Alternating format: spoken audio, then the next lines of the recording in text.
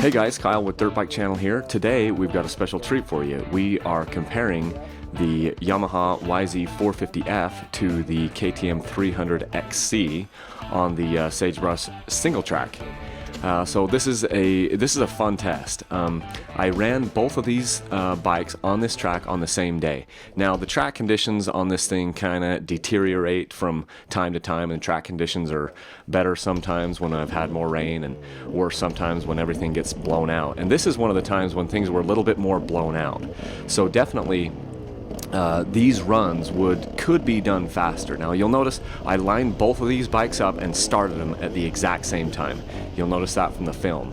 And one of the things that I noticed right away as I watched through this and took down some notes is that I ended up kind of jumping out just a little bit quicker on the 300XC. And I gained that road right there. There's about 1 second.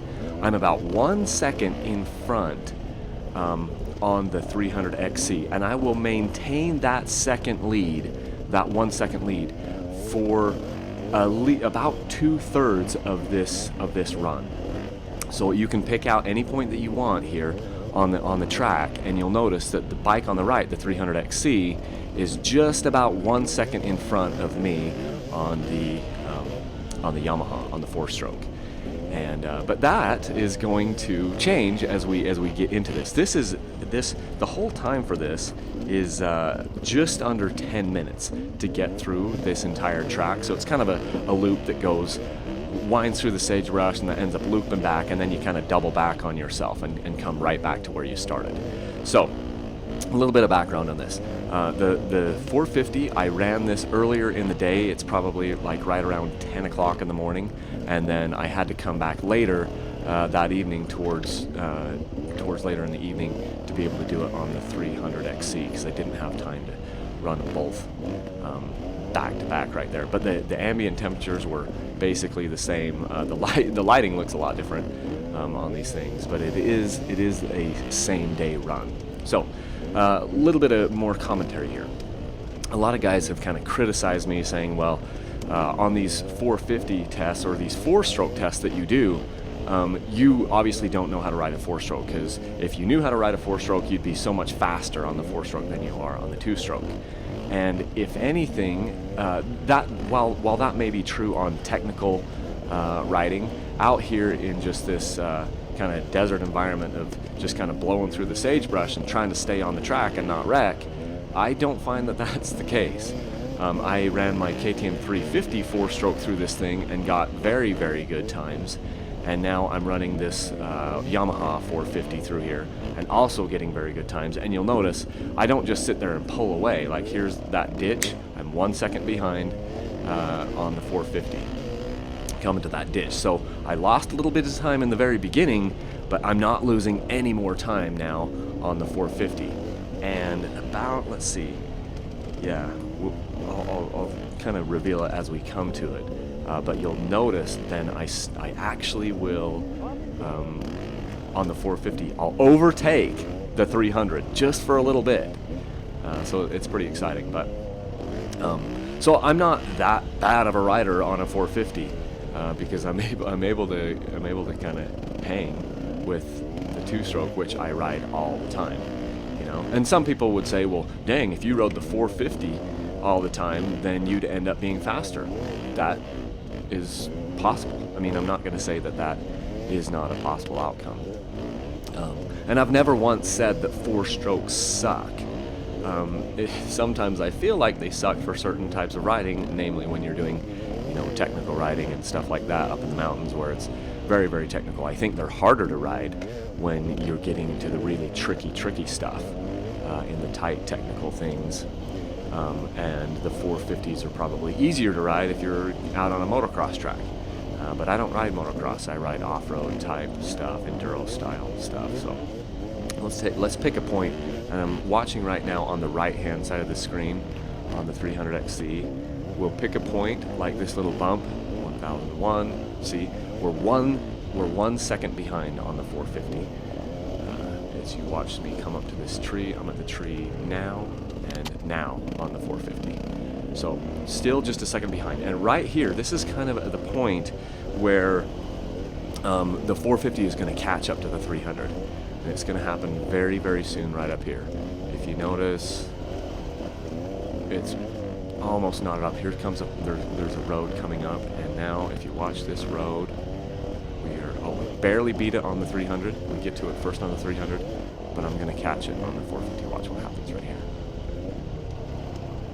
Boom, we hit that wash at the same time. Here's the tree. Whew. We just passed the tree at the exact same time. So we're knotted back up. The 450, I was able to catch, you know, the pace on the 450.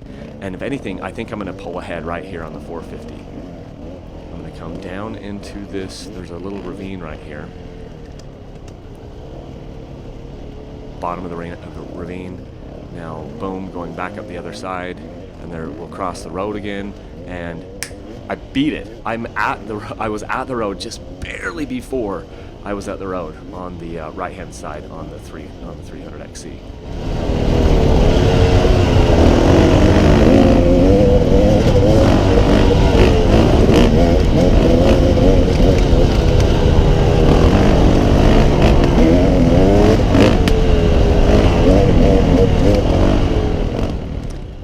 Definitely, at least we're about a second, almost a second and a half ahead on the 450 on the screen on the left.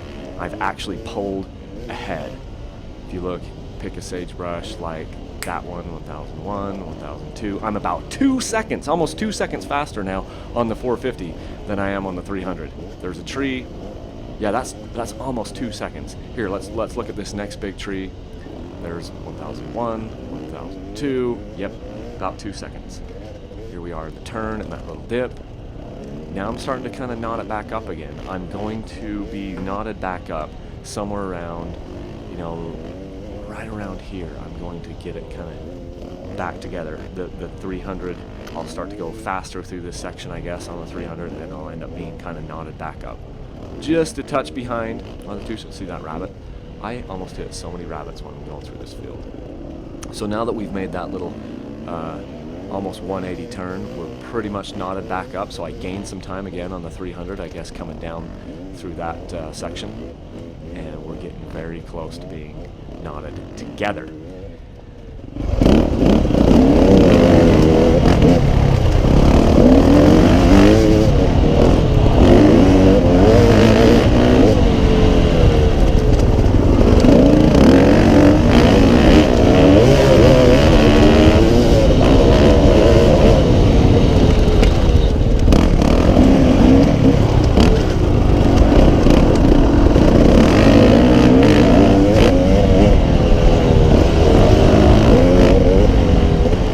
So the fun thing about this test is here I am, I'm the same rider, I'm riding this track on the exact same day, and I'm on completely different bikes. One of the bikes is, you know, a 454 stroke that's a motocross style bike, the other one is a cross-country racing style bike.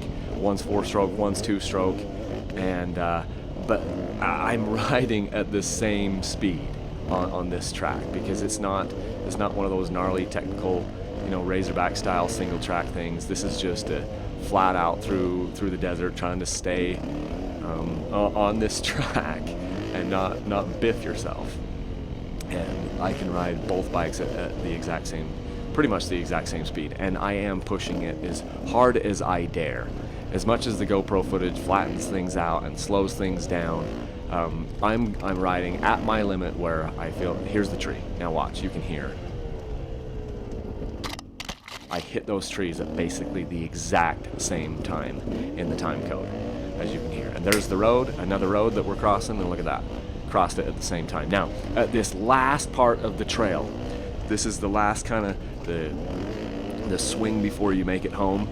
I will end up just a touch faster through this section on the 2-stroke than I do on the 4-stroke, and I don't really know why, but I end up shaving about 2 seconds on the screen on the right, and I end up at 2 seconds faster on the 2-stroke than I did on the 4-stroke. So, you know, but if I ran this thing 10 times out of 10, I think I'm going to be very close. I might beat it a couple of times on the 4-stroke.